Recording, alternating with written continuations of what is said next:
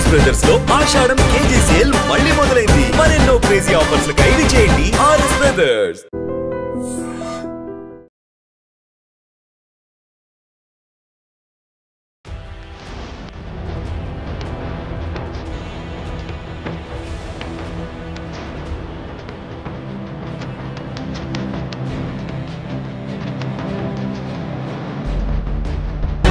ప్రసిద్ధ పుణ్యక్షేత్రం కోనసీమ తిరుమల వాడపల్లిలో విషాదకర ఘటన చోటు చేసుకుంది. తెలంగాణ రాష్ట్రం నుంచి ఆలయానికి వచ్చినటువంటి ఒక భక్తుడు గోదావరిలో స్నానానికి దిగి గల్లంతయ్యాడు. ఖమ్మం జిల్లా సత్తుపల్లికి చెందిన పామర్తి దినేష్ తనకి 23 సంవత్సరాలు తన ఫ్రెండ్స్తో కలిసి శనివారం కావటంతో వాడపల్లి ఆలయానికి వచ్చారు.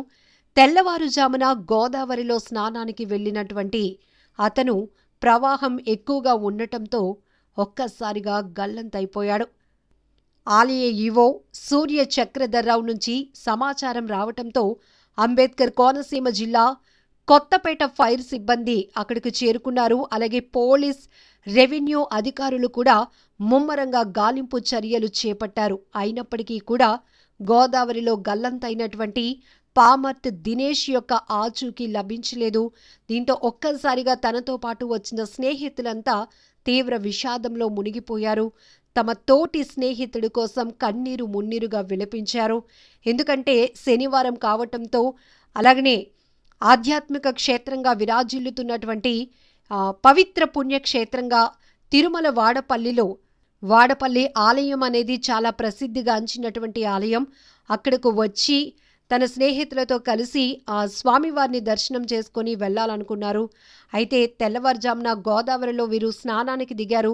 కానీ దినేష్ ఒక్కసారిగా స్నానానికి గోదావరిలో దిగేటప్పటికే ప్రవాహం ఒక్కసారిగా ఎక్కువైపోయింది. దాంతో తను ఆ బ్యాలెన్స్ తప్పిపోయాడు. అందులోనే గల్లంతైపోయాడు. ఇమీడియట్గా ఈ సంఘటనకు సంబంధించి ఆలయ ఈవో అక్కడ జిల్లా అధికారులకు, పోలీస్ సిబ్బందికి కూడా ఇన్ఫర్మేషన్ ఇవ్వడంతో హుటాహుటిన అక్కడకు చేరుకున్నటువంటి ఫైర్ సిబ్బంది కావచ్చు, స్థానికంగా ఉన్న మత్స్యకారులు బోట్ల సహాయంతో ముమ్మరమైనటువంటి గాలింపు చర్యలు కొనసాగించారు. అప్పటికీ కూడా చీకటి పడడంతో ఇక చేసేదేమి లేక వెనుదిరిగారు అందరూ కూడా. మళ్ళీ తెల్లవారుజాము నుంచి కూడా గాలింపు చర్యలైతే కొనసాగించారు. ఇప్పటికీ కూడా దినేష్ ఆచూకీ లభించకపోవడంతో ఆ కుటుంబం బోరున విలపిస్తోంది. నీటి ప్రమాదాలు అనేవి ఏ స్థాయిలో జరుగుతున్నాయి అంటే మనం అంచనా కూడా వేయలేం. మనకు తెలియలేని ప్రాంతంకి వెళ్ళినప్పుడు మనం ఏ పని మీద వెళ్తే ఆ పని నుంచి తిరిగి జాగ్రత్తగా రావటమే మంచిది. ఎందుకంటే ఈ మధ్యకాలంలో ప్రమాదాలు ఎప్పుడు ఎలా జరుగుతున్నాయో కూడా మనకి తెలియదు. నిజానికి మనం అనుకుంటాం మనకేమి కాదులే అని, కానీ అక్కడికక్కడే క్షణాల్లోనే కళ్ళెదుటే తమ వారిని కోల్పోతున్న వారి పరిస్థితి ఎంత దారుణంగా ఉంటుందో కనీసం మనం అసలు వర్ణించడానికి కూడా మాటలు రావటం లేదు. ఎందుకంటే గోదావరిలో గల్లంతయి ఎంతోమంది చిన్నపిల్లలు కావచ్చు, యువకులు కావచ్చు, ఎంతోమంది కొట్టుకుపోయినటువంటి దృశ్యాలు, గల్లంతైన వారి మృతదేహాలు ఆచూకీ ఇప్పటికీ కూడా లభించినటువంటి ఎన్నో విషాదకర ఘటనలు మనం చూస్తున్నాం. ఆ కుటుంబ సభ్యులైతే బిడ్డల్ని కోల్పోయి తల్లిదండ్రులు గుండెలు అవిసేలా రోధిస్తున్నటువంటి తీరు కూడా మనం చూస్తూ ఉన్నాం. సో ఇక్కడ కూడా పాపం తెలంగాణ రాష్ట్రం నుంచి వచ్చినటువంటి ఈ పామర్తి దినేష్ 23 సంవత్సరాల యువకుడు స్నేహితులతో కలిసి సరదాగా వచ్చారు. ఇక్కడికి వచ్చి వాడపల్లి స్వామివారిని దర్శనం చేసుకొని వెళ్ళాలనుకున్నారు. కానీ అంతలోనే వాటర్ని చూసేటప్పటికి ప్రతి ఒక్కరికి కూడా ఒక రకమైన ఆతృతతో పాటు సరదా కూడా వస్తుంది.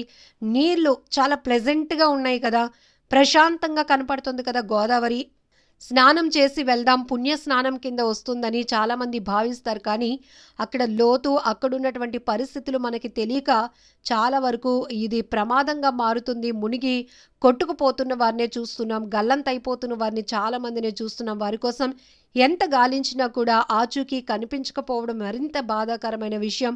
ఇప్పటికీ మళ్ళీ ఉదయం నుంచి కూడా ఆ దినేష్ కోసం అయితే గాలింపు చర్యలు కొనసాగుతున్నాయి. స్నేహితులు తమ ఫ్రెండ్తో ఉన్నటువంటి ఆ పరిస్థితులను కావచ్చు, తన జ్ఞాపకాలను కావచ్చు, అలాగే టెంపుల్కి వెళ్ళటానికి ప్లాన్ చేసిన తీరు, ఇవన్నీ కూడా గుర్తు చేసుకుంటూ దుఃఖంలో మునిగిపోతున్నారని చెప్పాలి. అలాగే మనం ఇక్కడ బ్యానర్ ఒకటి చూస్తే కూడా కోనసీమ తిరుమల వాడపల్లి ఆలయం దగ్గర గోదావరి నది ప్రవాహం ఎక్కువగా ఉన్నందువల్ల భక్తులు ఎవరు కూడా దిగొద్దు, స్నానాలు చేయకూడదు అని కూడా చాలా పర్టికులర్గా అక్కడ బ్యానర్ కూడా మెన్షన్ చేసి ఉంది. ఎందుకంటే ప్రవాహం ఎక్కువగా ఉన్న సందర్భాన్ని అక్కడ హెచ్చరికగా పెట్టడం జరిగింది. ఎందుకంటే భక్తులంతా కూడా ఉత్సాహంగా స్వామివారి దర్శనం, గుడిలోనికి వెళ్లే ముందు పుణ్య స్నానం చేస్తే ఇంకా చాలా మంచి జరుగుతుంది కదా, పవిత్రంగా ఉంటుంది కదా అనే ఒపీనియన్తో గోదావరిని చూసేటప్పటికి ఆ నదిలోనికి స్నానం కానీ ఉత్సాహంగా వెళ్ళిపోతూ ఉంటారు, కంట్రోల్ తప్పుతూ ఉంటారు. కాబట్టి ఇక్కడ ఒక చెట్టు దగ్గర కూడా మనకి ఇక్కడ మనం చూస్తున్నాం బ్యానర్ కూడా పెట్టేసి ఉంది. ఎందుకంటే గోదావరి ప్రవాహం ఎక్కువగా ఉంది, నదిలోనికి ఎవరు కూడా స్నానం కోసం దిగకూడదు అని కూడా హెచ్చరిక బ్యానర్ కూడా మనం అక్కడ చూస్తూ ఉన్నాం.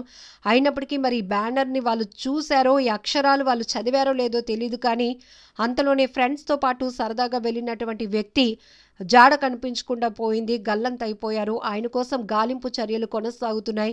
ఆ కుటుంబ సభ్యులైతే రోధిస్తూ అక్కడికి ఆ ప్రాంతానికి చేరుకొని బోరున వెలిపిస్తున్నటువంటి తీరు ప్రతి ఒక్కరిని కదిలిస్తోంది.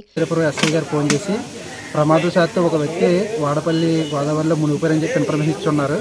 ఆ ఇన్ఫర్మేషన్ ప్రకారం మేము ఇమీడియట్గా కొత్తపేట నుంచి స్టార్ట్ అయ్యి వాడపల్లి గోదావరి ప్రాంతం ఏరియాకి రావడం అనేది. ఇక్కడికి వచ్చాక తెలిసిన ఇన్ఫర్మేషన్ ఏమనగా 6 యువకులు ఖమ్మం జిల్లా తెలంగాణ ఏరియా నుంచి సత్తుపల్లి అనే విలేజ్ నుంచి వచ్చారండి. వాడపల్లి వెంకటేశ్వర స్వామి వారి దర్శనం కోసం వచ్చి ఉన్నారు. వాళ్ళు ఉదయం ఎర్లీ మార్నింగ్ 4 ఆ ప్రాంతంలో స్నానానికి అని చెప్పి గోదావరిలో దిగారు.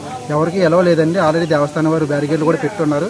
ఎవరు కూడా లోపలికి వెళ్ళి గోదావరిలో దిగి స్నానం చేయకూడదని వాళ్ళు ఏమీ చూడకుండా లోపలికి వెళ్ళి స్నానం చేసి ఉన్నారు.